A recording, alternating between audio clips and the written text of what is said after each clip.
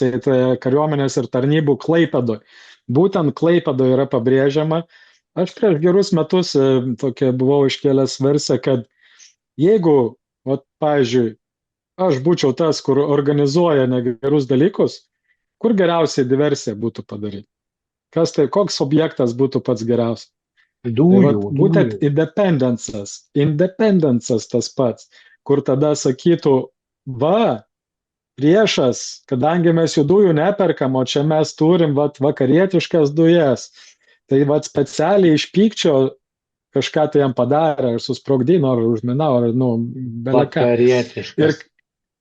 tai būtent. Tai ir kitas dalykas dabar prie paskutinės kelias dienas, būtent kalbama apie netikrą vėliavą. Kad va čia gali rusai suorganizuoti netikros vėliavos kažkokią tai operaciją. Patys išsiduoda, nes netikra vėliava yra daroma kaip tik kaip diversija, kad apkaltinti būtent kitą, kad jie tai padarė. Tai vat, atkreipkite į tai dėmesį. Ir atkreipkite dar į vieną dėmesį detalę, kad toks, kaip jie mėgsta sakyti, liūdnai pagarsėjęs, nu, kai kalba apie mus ten, sakykime, ar ne? Tai ir mes tada naudokim tą, čia tikrai už tai baudžiamosios bylos mums neiškels, nors, aišku, reikia apsidrausti, o gal ir iškels. Liūdnai pagarsėjęs. Galimai liūdnai pagarsėjęs. Galimai liūdnai pagarsėjęs, matas, kodėl liūdnai pagarsėjęs. Idzelis, jau mūsų šiandien linksniuotos Šaulių sąjungos vadas, jisai viename interviu pasakė, sako, kad, nu, čia vat buvo pas mūsų ukrainiečiai atvykę, nu, supras ten iš kažkokių spec tarnybų, tai čia jie tokias gavo užduotėlės pasivaikščioti po miestą ir jisai kalbėjo apie Klaipėdą.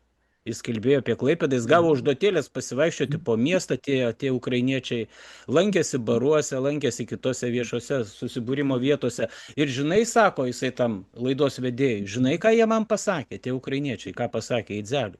Tai sako, gi Klaipėda, separatistų miestas. Taigi sako, čia, vat, kur, jeigu kas čia kils, tai va čia yra pats pavojingiausia vieta, kur gali viskas ir prasidėti. O Idzelis, čia jis jau anksčiau šiek tiek turbūt. Ir prieš pusantrų metų kokių buvo. Nu, gal ir prieš pusantrų metų, laikas greitai bėga, tai gali būti prieš pusantrų metų. Nu, aš nesakau, kad jau tada jie čia planuoja, bet va čia viskas taip gražiai sukrenta, tos dėlionės, kaip sako, tos puzlės, tie dalelytės į vieną visumą. Ne, Tai, ką tu pasakėjai, Viktorai, tai, ką Robertas pasakė. Štai, mes turim neturėti iliuzijų, kad šitie visi dalykai vyksta spontaniškai. Čia yra viskas labai gražiai sudėliota. Vat labai geras pavyzdys yra iš tos pačios Ukrainos, kurią mes greitai tapsim, jeigu dar netapom, kaip dabar ten su to Fiodorovu viskas vyksta. Nu tai vėl tie kartoniniai plakatai, visi ten viskas yra valdomi procesai. Ten vėl sorosiniai nori, kad jisai liktų tas žmogus. Nu, ten lygiai taip pat viskas vyksta ir pas mus. Jūs pažiūrėkit, mes turim tos pačius tribūnus, kurie nenori niekaip LRT atiduoti, nes jiems tai reikalinga kaip tribūna, kuris skelbia tą vienintelę tiesą, apie kurią mes prieš tai kalbėjom. Tai aš manau, kad dabar išlindo, kiek pinigų visi gauna už tą tiesą. Tai man tiesa už pinigus tai yra melas. Ir aš manau, kad mes artėjam į kažką tokio, ir tą false flag, ar į kažką tokį, nes matosi, kad, aš dabar nežinau, kaip čia teisingai įsireikš, kad neusitraukti vėl kažkokios bausmės ant savęs, kad lygiai kaip su COVID-u kažkokie dalykai nevyksta Lietuvoje taip, kaip turėtų vykti. Ir kad žmonės, ta tylioji dauguma, jinai darosi atspari šitai propagandai.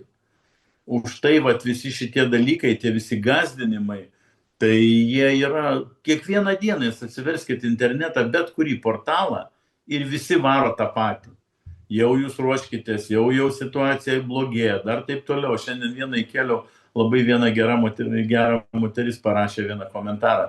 Aš parašiau, ar jau pradėjot bijoti, o jinai parašė, o tai pietų pertrauka gali būti toj baimė, ar bijot be pietų pertraukos. Nes jau juokingai atrodo tokie dalykai, žinai, čia kaip apie tokį, aš atsimenu, man vaikystėje pasakojo močiutė, kodėl negalima meluoti. Tai sakė, toks buvo Mikė Melagėlis, kuris visą laiką sakydavo, kad vilkai buvo piemuo ir sakydavo, vilkai, vilkai, vilkai. O vilkai visada neateidavo. Ir vieną kartą, kai vilkai iš tikrųjų atėjo, niekas neatėjo gelbėti. Nu tai va čia ir su karu tai bus. Mes čia tiek priprasim prie to karo, kad nebekreipsim į dėmesio, kai jis nedaug dievė iš tikrųjų prasidės. Nes visi šitie tribūnai, jie akivaizdžiai gauna pinigus. Ir dabar tas yra paviešinta.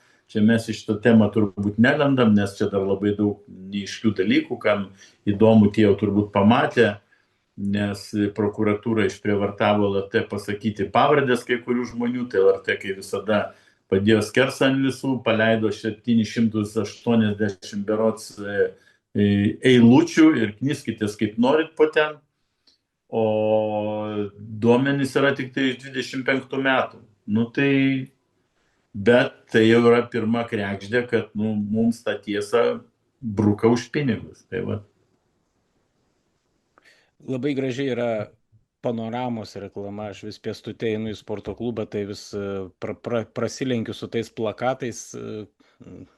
Jie ateina iš priešais pas tave? Jo, jie iš priešais ateina, aš ir negaliu niekaip nuo jų pabėgti, tai ir ta reklama skamba štai taip. 3 paprasti, taiklus ir labai teisingi žodžiai sudėti į labai taiklų ir teisingą sakinį. Laikas žinoti viską. Viską, vat pusvalandį pažiūrėsit Panoramos, dar atimkit ten 10 minučių, kur orų prognozė ir sportas, vat per 20 minučių jums Panorama pasakys viską. Ir vat čia šitoje reklamoje yra, man atrodo, yra labai ir galima išvadą labai tokią padaryti. Aš darau tokią išvadą, kad čia ir esmė yra, kad žmonės, kurie taip ir įsivaizduoja, kas vyksta pasaulyje ir kaip jį reikia suprasti, jie grįžta namo po darbo, pavakarieniauja, maistą, kaip pasakyti, pavartoja ir paskui nueina pavartoti žinių. Ir jie galvoja, kad jiems per tą 20 minučių Panorama pasako viską, kas vyksta šitame pasaulyje. Ir tiek, kiek aš žinau, ir ten yra sukramtyta netgi, dar maistą reikia pačiam kramtyti, o čia jau viskas yra sukramtyta. Čia jau tau tik tai išsižioti belieka ir jie įdeda į burnytę ir nuryti bereikia. Tai viskas. Ir aš žinau viską. Turiu tau neatremiam argumentą, Alvi. Ne apie policiją šį kartą. Aš žiūriu Panoramą dažnai iš tikrųjų, nes aš mėgstu humorą. Dėl to tu viską taip žinai. Ir nei vieną kartą, kiek žiūriu, nemačiau jokių naujienų apie Pikul ir Dirkštį. Tai kaip tu dabar, kaip tu žinai viską? Tu nieko nežinai. Jeigu tu nežinai, ką darė Pikul, tai tu nežinai nieko. Ir šitas lozungas, jis yra toks pats melas kaip ir viskas, ką daro LRT. Tu ką ten apie Pikul kirkšnį pasakai?